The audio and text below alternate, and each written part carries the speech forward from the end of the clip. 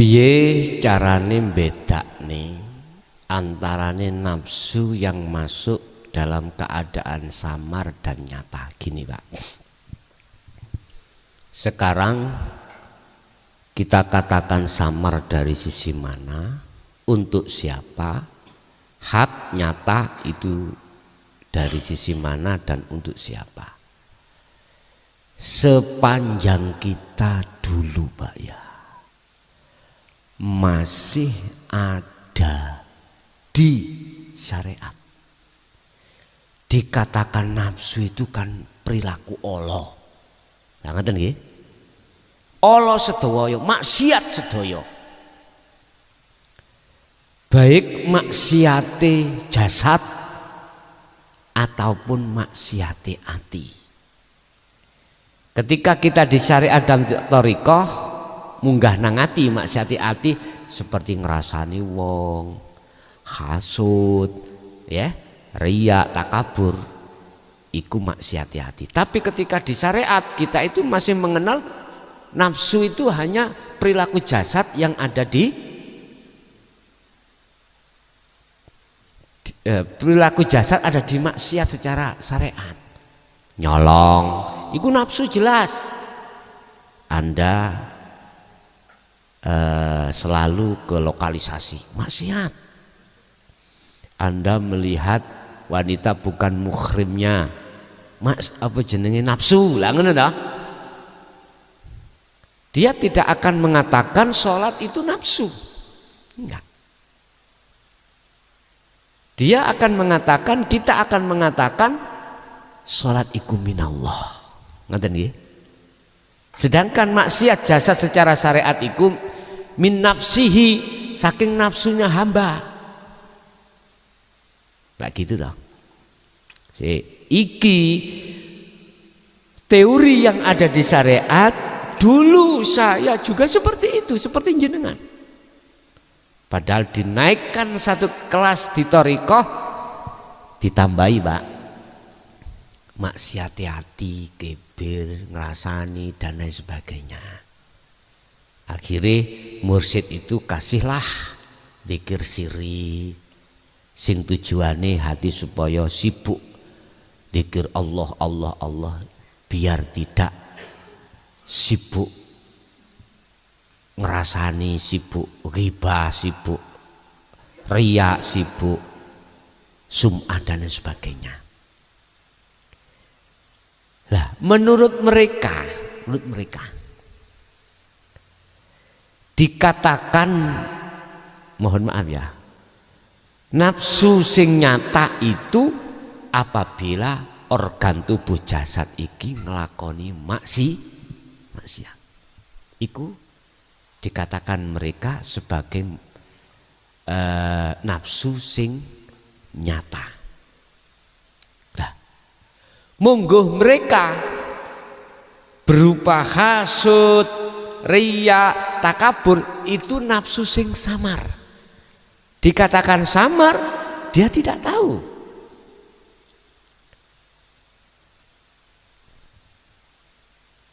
Mohon maaf, apabila fisik ngelakoni sholat, hati itu gelisah dikarenakan teringat, dikarenakan tadi itu dipisui anake.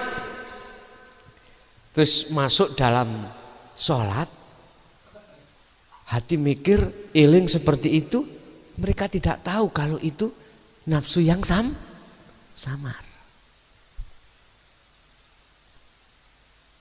Samari nafsu yang ada di sini, monggo mereka Pak, golongan ahli hijab, iku samar.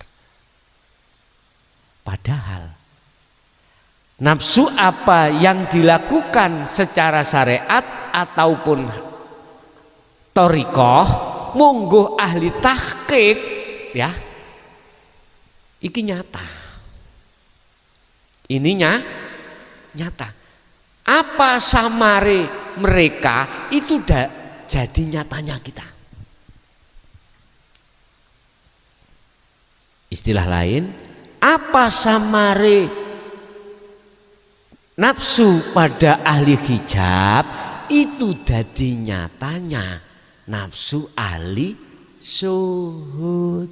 Sebab sudah dikatakan innahu lakum aduwwum mubin, innahu sak temene nafsu apapun di situ, mohon maaf, lakum kedue sira kabeh iku aduwun mungsuh mubinun kang nyata.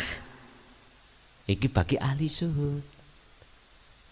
Nafsu yang dipandang samar oleh ahli hijab, mungguh ahli syuhud iku nyata. Dohir berarti wis. Saiki ahli syuhud sing alus maneh. Itu tadi saya katakan. Mentok-mentoke. Ketika kita suluk punya himmah al-himmatil a'la, himmah sing luhur, sedangkan kekarepan luhur di situ. Secara pendidikan ketika diterangkan ilmu belum laku loh. Itu benar.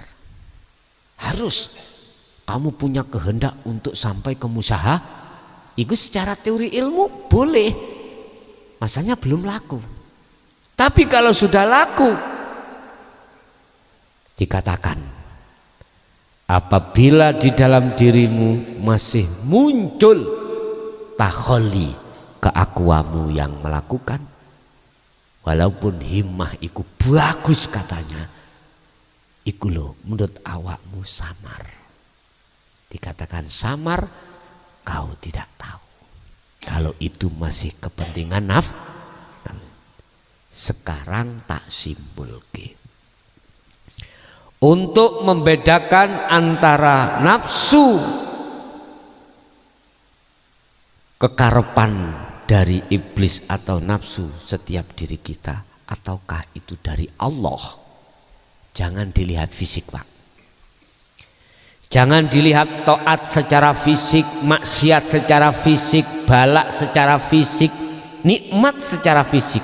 4 waktu iki jangan dilihat fisiknya, tapi lihatlah yang berperan. Kalau Anda melihat fisik, pasti kau akan duduk di takholi, sehingga baik maksiat, balak, nikmat, taat, pasti iku masih kelebu nafsu yang dicaci oleh Allah. Kan duduk di takholi, berarti iku sangka nafsu. Sing nafsu iku mau bah kasar, bah halus. Tetapi jikalau Anda melihat hidupnya atau sang yang berperan, otomatis hati Anda akan duduk di tajalli. Ketika hati duduk di tajalli, akunya Allah, maka tidak ada campuran sama sekali. Ya, inilah yang kami maksud tauhid yang murni ada di sini. La ilaha illa ana fa'budun. Tapi ini ada bantahan loh, Pak. Ya nggak bisa.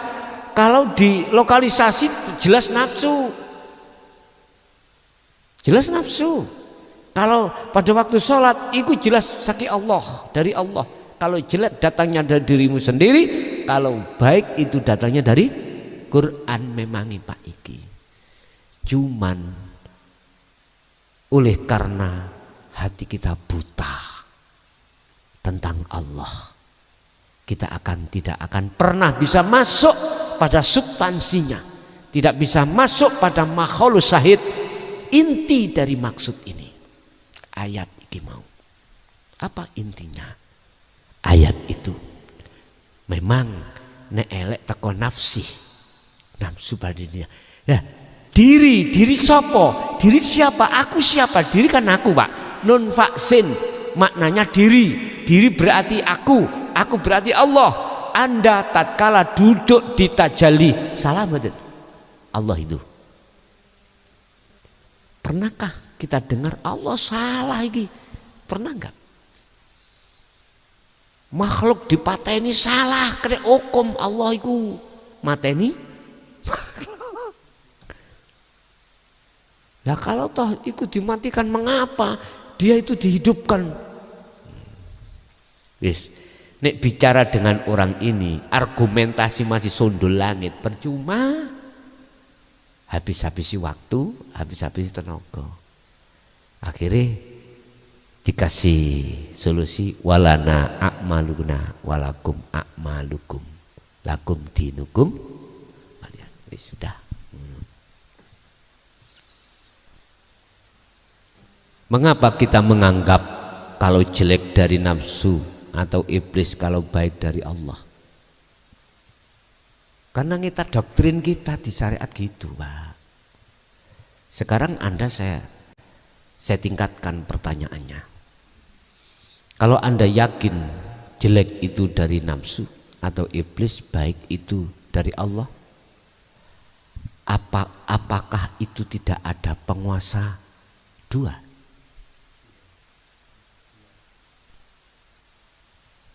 Sampai jawab dewi, pasti di situ berarti ada penguasa dua. Kalau ada penguasa dua di dunia jasad atau dunia alam ini, bagaimana ayat yang menerangkan tentang kehancuran dunia itu manakala ada Tuhan selain Allah?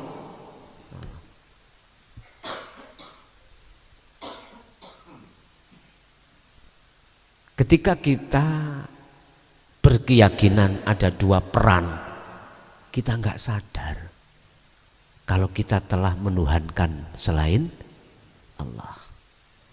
Niki mengingatkan saya, Pak, ketika saya mendengarkan tausiah dawuhipun Mbah Khozin Kediri Pondok Ringin Agung, almarhum beliaunya itu mengatakan gini, Pak, pangeranku gak padha mek pangeranmu, Allahku gak padha mek Allahmu. Nek Allahku ahad, nek Allahmu iku akeh, kira-kira gak bingung padha Islami niki. Bingung, Pak, ini gak paham, Pak. Akhirnya ndas utak kalau gini ngene. Lho Allah situ Allah, aku nyeluk Allah, jenengan nyeluk Allah kok akeh sih Allah, aku iki apa? Jenengan kok Allah kok ahad tunggal iki apa? Kalau hati belum dibukakan hidayah tentang inti daripada ujung tauhid iki, gak paham. Ternyata jawabannya ngeten ya. Allahku iku ahad tunggal, Allahmu iku akeh. Ternyata inilah Allah sing akeh iku berubah selain hidup, berubah selain Allah yang sudah masuk dalam cintane hatiku. Otomatis zona seperti ini, masa seperti ini, masa ketika kita masih istiqomah konsisten di dalam ajaran syariat. Iya, Pak. Memang dalam kelas syariat itu mengajarkan hal-hal seperti itu. Kita diajarkan untuk beriman selain Allah. Kelas, Pak, nggih. Makanya sampean maklumi, Pak, nek garwa sampean iku gak gelem masuk bibinau tentang nompo tentang ajaran dino tauhid iki, sampean maklumi anggepen iku sik kelase TK. Terus diapakno? Padha mek ngene logikane. Ada orang yang buta berjalan di depan ada cagak, otomatis tidak tahu. Kalau tidak tahu nabrak ndak, Pak? Terus nabraknya dia ke cagak itu salah mboten, Pak? Tidak. Monggo dhek, ngeten lho. Alasannya karena buta. Beda loh, Pak, dengan begini, Pak. Orang buta dikasih tahu, Pak D, di depan sampan itu ada cagak, Pak D. Dikasih tahu, Pak, kasih tahu. Kini Pak D tak tuntun Pak D dalan sing bener Pak D. Ngopo awakmu ipono aku, yuhku awakmu iku ngono. Gak percaya. Akhirnya ditabrak tenan cagak. Niki gak cukup kita salahkan, pantes iku dijejeki wong kaya ngenten niki. Paham maksud kula nggih? Bahasa Surabaya Pak niki Pak, ngoten niku. A'anzartahum am lam tundirhum la yu'minun. Tetep gak percaya wong sing ngandani ponakane. Pak D. Bapak Ibu hadirin jamaah rahimakumullah. Kesimpulannya apapun perilaku aktivitas yang sampean adepi, manakala hati panjenengan duduk tajalli minallah. Manakala hati itu duduk di takhalli, berarti mohon maaf, siapa yang duduk di takhalli adalah ahli hijab. Ini cara membedakan mana dikatakan nafsu, mana dikatakan minallah. Bahasa orang yang sudah arif Pak, mengapa dia tidak menyalahkan orang-orang di bawah yang masih belum mengerti sehingga memaklumi? Karena apa? Tidak bisa Pak. Orang arif itu menyalahkan orang lain gak bisa Pak. Secara praktek hati loh nggih. Prakteknya mboten saged. Nek ngelmu saged menyalahkan. Tapi kalau sudah praktek, beliau duduk di praktek tajalli, tidak pernah menyalahkan. Karena apabila dia menyalahkan, berarti sama halnya dia menerka ada penguasa dua. Lah iki lebih anu maneh niki. Sehingga beliau itu terhadap ahli hijab tidak sakit hati. Itulah yang dimaksud bismillahi ya ar-Rahman ya ar-Rahim. Ar-Rahman berarti ahli hijab, ar-Rahim ahli syuhud. Makanya diucapkan ar-Rahman kang welas asih ing dalam dunya bloko. Artinya tidak wong mukmin tok, wong kafir pun diberi Allah apa yang menjadi kebutuhan dunia. Tapi ar-Rahim khusus wong yang beriman tok. Orang yang bisa ngimani dan nglakoni mlebu akhirat. Lho ngaten lho. Fakot ngaten. Cuman bahasane kita dulu waktu syariat akhirat sana. Besok nek wis dina kiamat, padahal sak temene substansinya makhluk sahite intine ya sak niki niku. Wis. Dikatakan samar karena tidak tahu, dikatakan nyata karena sudah tahu. Mengapa kok ono nafsu samar? Karena kita nggak tahu. Tapi kalau sudah tahu akhirnya tidak tadi samar. Sama Pak, ketika kita di syariat Allah itu samar. Mengapa kita mengatakan samar, gaib? Karena tidak tahu. Sehingga bahasane laisa lahu kamitslihi syai'un, laisa kamitslihi, tidak bisa kamu gambarkan dengan sesuatu karena samar memang. Samar sekali. Bagi mereka yang mengatakan Allah itu gaib, ya sama halnya dengan sepeda loh Pak, saya tutupi ya tetap gaib, samar. Tapi kalau sudah saya buka wujudnya ya gak samar. Jadi laisa kamitsli syai'un niku bukan buat ahli syuhud. Ahli syuhud nyata. Laisa kamitslihi syai'un iku buat ahli hijab Pak, karena kesamaran. Sehingga didhawuhna sanepan iku ngene. Iku ngersuk awakmu nek wis ruh susuane angin. Iku ngger kuwi nek wis isruh tracake kundul miber. Iku ngger awakmu nek wis kepethuk gali kangkung. Samara iku lak sanepan apa? Sanepan.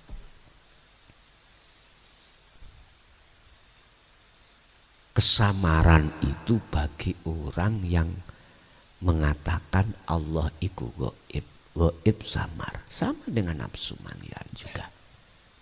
Kalau asalnya samar menjadi gak samar karena Anda sudah tahu kalau itu ada kepentingan nafsu. Mengapa di dalam Al-Quran wujudnya Allah laisa kamislihi sayun? Gini dah kalimatnya yuk.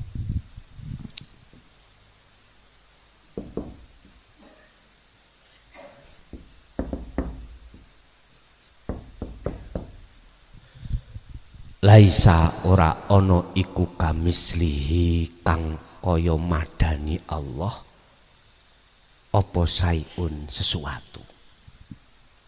Tidak ada sesuatu yang bisa memadai, menyamai Allah, baik dalam bentuk, sifat, apapun. Gambarane, kota, apa bunder, gak bisa di dunia ini.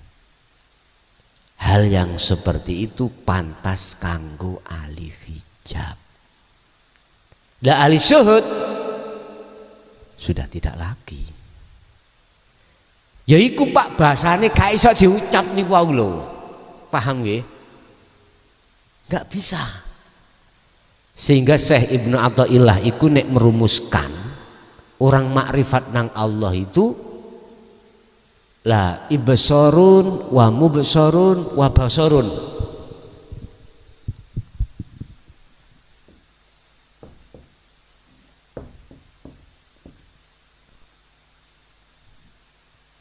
Ibsarun wa mubsarun wa basarun.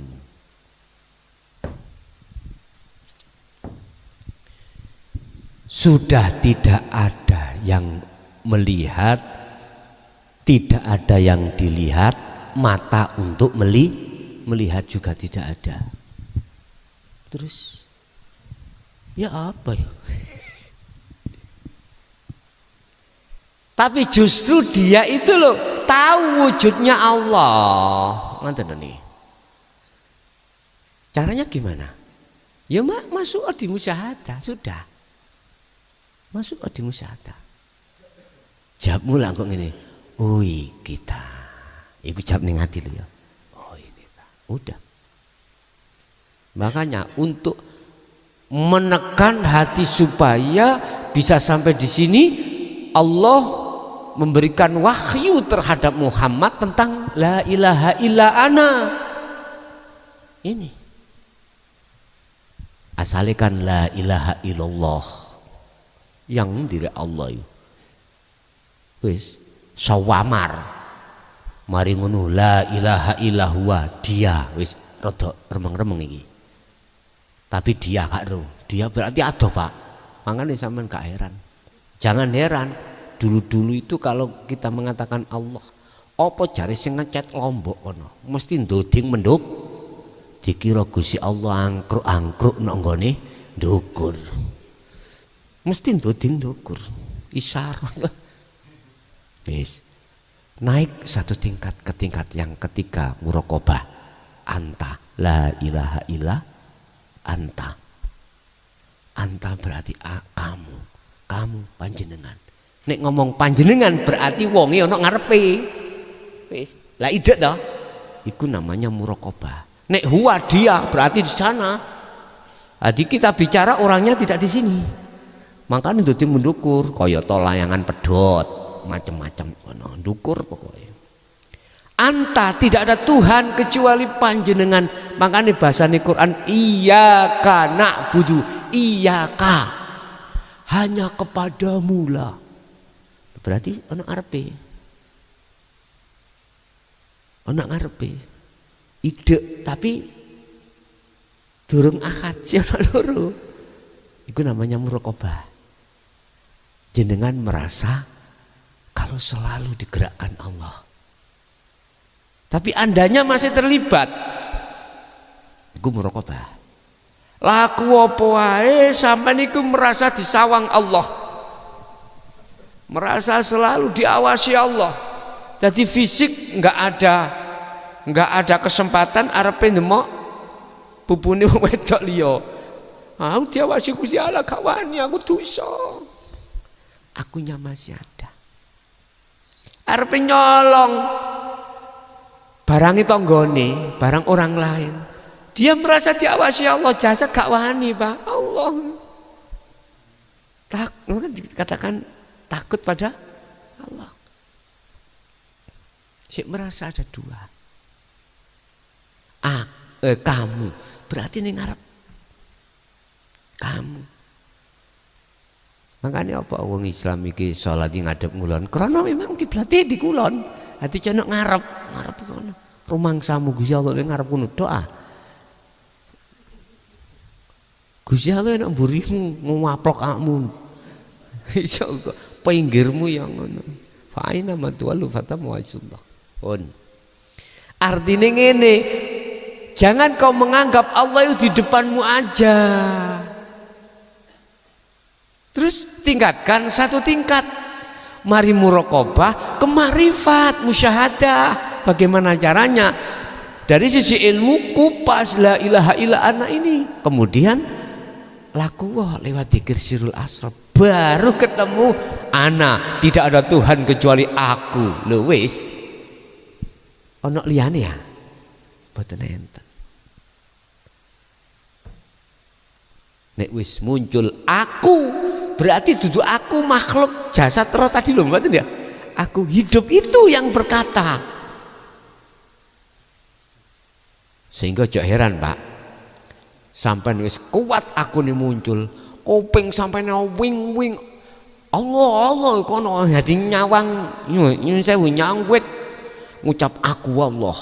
Ini berbunyi semuanya. Makanya jok heran.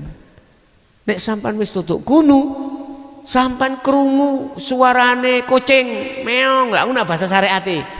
Sampan di situ mendengarkan gak meongi, aku Allah. Aku Allah. Gendeng kelakon.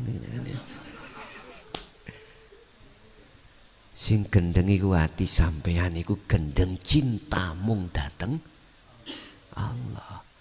Jadi ya niku in kuntum tuhibbunallaha, apabila cintamu terhadap selain Allah sudah kau hilangkan, yuhibbukumullah, kata Allah, cintamu akan diterima oleh Allah. Berarti ini tak sederhana nek ati iku si ono gambari sakliyane Allah sampak bungkuk ya tetep gak iso makrifat dateng Allah. Jelas nggih?